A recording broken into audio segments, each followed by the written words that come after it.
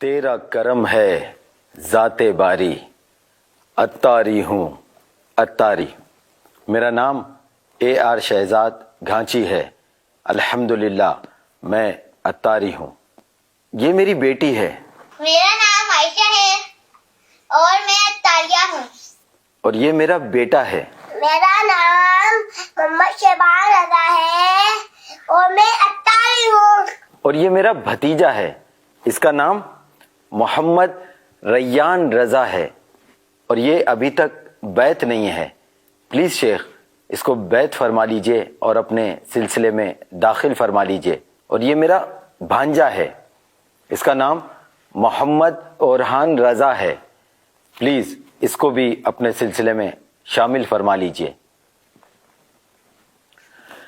جاتے جاتے شیخ کچھ کوشچنس تو بنتے ہیں، کیونکہ السؤال مفتاح العلم، سوال علم کی چابی ہے۔ پلیز شیخ یہ بتائیے بیعت کیا ہے، بیعت کب سے ہے اور بیعت کرنے کے کیا کیا فوائد ہیں؟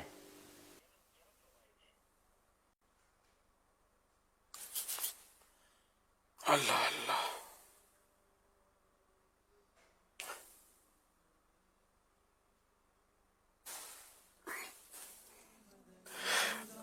آپ کے بھتیجے بھانجے وغیرہ جو بھی آپ نے بتائے سب کو سلسلہ عالیہ قادریہ رضویہ میں داخل کر لیا۔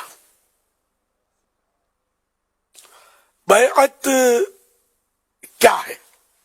بیعت، بیعت نہیں، بیعت صحیح تلفظ ہے۔ بیعت کا لفظی معنی بک جانا، سیل ہو جانا، بک جانا، کسی کے ہاتھ پر بک جانا۔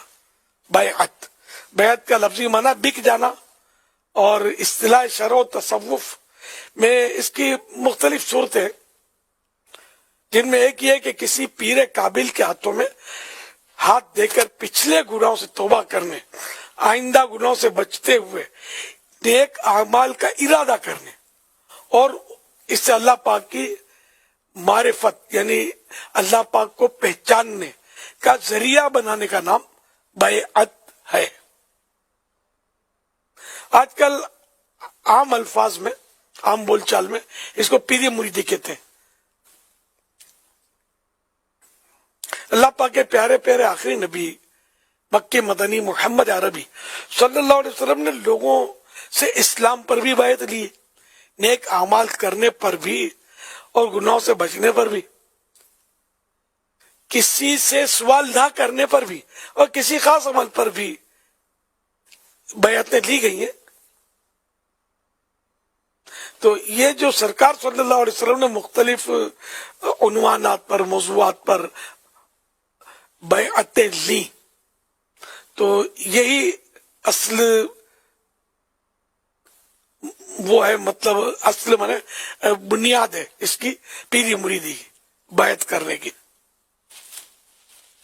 اور بیعت کا ثبوت تو قرآن کریم میں موجود ہے، جیسا کہ پارہ 15 سورہ بنی اسرائیل کی آیت نمبر 71 71 میں خدا رحمان کا فرمان عالی شان ہے، یوم ندعو کل اناس بامامہم۔ ترجمہ کنز ایمان، جس دن ہم ہر جماعت کو اس کے امام کے ساتھ بلائیں گے۔ اس آیت مبارکہ کے تحت مفسر شہیر حکیم الامت حضرت مفتی احمد یار خان رحمۃ اللہ علیہ فرماتے ہیں، اس سے معلوم ہوا کہ دنیا میں کسی صالح یعنی نیک بندے کو اپنا امام بنا لینا چاہیے، شریعت میں تقلید کر کے اور طریقت میں بیعت کر کے مرید بن کر، تاکہ حشر اچھوں کے ساتھ ہو، یعنی قیامت کے دن اچھوں کے ساتھ اٹھنا نصیب ہو۔ اگر صالح یعنی نیک بندہ امام نہ ہوگا تو اس کا امام پھر شیطان ہوگا۔ اس مبارک آیت میں تقلید، بیعت اور مریدی سب کا ثبوت ہے۔ میرے آقا اعلیٰ حضرت امام اہل سنت مولانا شاہ امام احمد رضا خان رحمۃ اللہ علیہ فرماتے ہیں بیعت بے شک سنت محبوبہ یعنی پسندیدہ سنت ہے.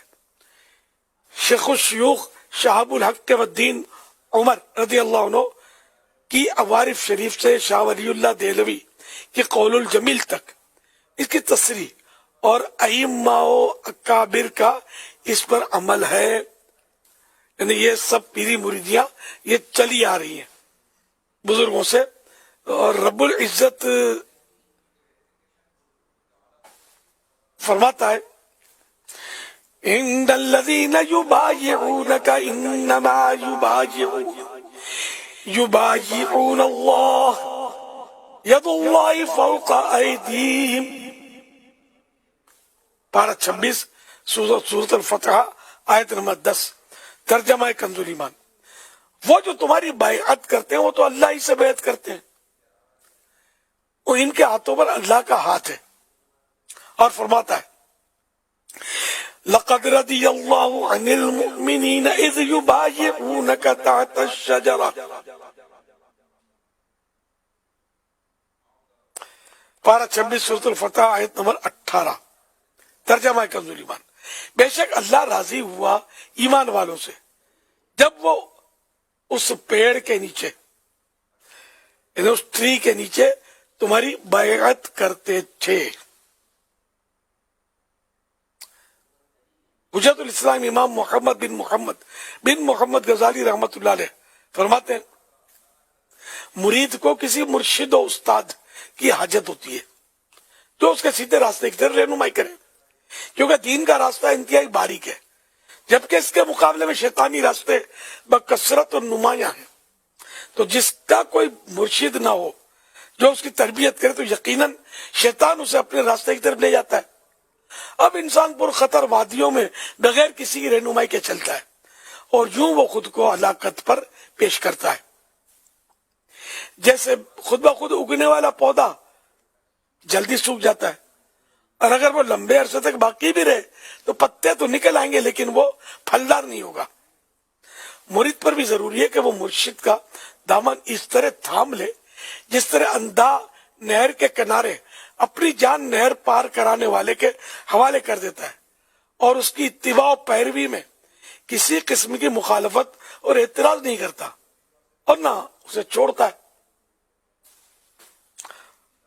حوالہ احیاء العلوم جلد 3 پیج نمبر 93. تو یوں مطلب یہ کہ بیعت کی ضرورت بھی ہے, بیعت مفید بھی ہے. اندھے کی مثال امام غزالی نے خوب دی کہ جو کسی کا مرید نہیں ہے وہ گویا اندھا ہے, اس کو مطلب وہ رہنما کے بغیر کھائے نا, تو وہ ایک مقولہ بھی ہے اندھا اور انجانا دونوں برابر ہوتے ہیں. تو یوں جیسے کہ اب ایک نابینا ہے اور وہ نہر پار کرنا چاہتا ہے تو وہ جو نہر پار کروا رہا ہے وہ آنکھ والا اس سے لپٹ جائے گا, اس کو پکڑ کے رکھے گا, نہ اس پر اعتراض کرے گا نہ اس کے کہے پر انکار کرے گا, مخالفت بھی نہیں کرے گا, جو کہے گا کرتا چلا جائے گا کہ کسی طرح میں نہر پار کر لوں. اگر وہ اس پر اعتراض کرے گا یا اس سے اختلاف کرے گا تو پھر یہ کہ یہ ہو سکتا ہے کہ نہر پار کرنے سے محروم رہ جائے اور ڈوب مرے. تو یوں بہرحال ہے کہ پیر کامل جو ہے مرشد کامل اس کی بیعت مفید ہوتی ہے اور یہ آج کل کا کوئی سلسلہ نہیں ہے, یہ تو بہت پرانا ہے اور پیارے آقا صلی اللہ علیہ وسلم سے بھی اس کا ثبوت ہے بیعت لینے کا, اور قرآن کریم سے بھی علماء نے مختلف آیات کے ذریعے اس کا ثبوت فراہم کیا ہے. لیکن جو لوگ دین سے بالکل ہی دور ہوتے ہیں نا, پتہ ہی کچھ نہیں ہوتا, وہ بعض اوقات لا علمی کی بنا پر اس کا انکار کرتے ہیں. حالانکہ غوث پاک کو مانتے ہیں, غوث پاک کو مانتے ہیں نا, تو غوث پاک کسی کے مرید تو تھے نا. پھر یہ کہ غوث پاک کے دوسرے مرید ہوئے اور یہ ان کا ابھی تک سلسلہ تو چل رہا ہے, ان سے آگے بھی غوث پاک سے آگے بھی سب ایک دوسرے کے مرید ہوتے چلے آ رہے ہیں. اسی طرح دیگر خواجہ غریب نواز یہ بھی چشتیہ سلسلے کے پیشوا نا, تو یہ بھی تو کسی کے مرید تھے نا, اور ان سے بھی پھر پیری مریدی سلسلہ چلا آ رہا ہے نا.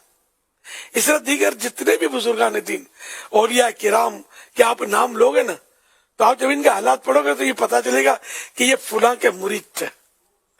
خود امام غزالی کی میں نے مثال دی, یہاں یہ بھی مرید تھے.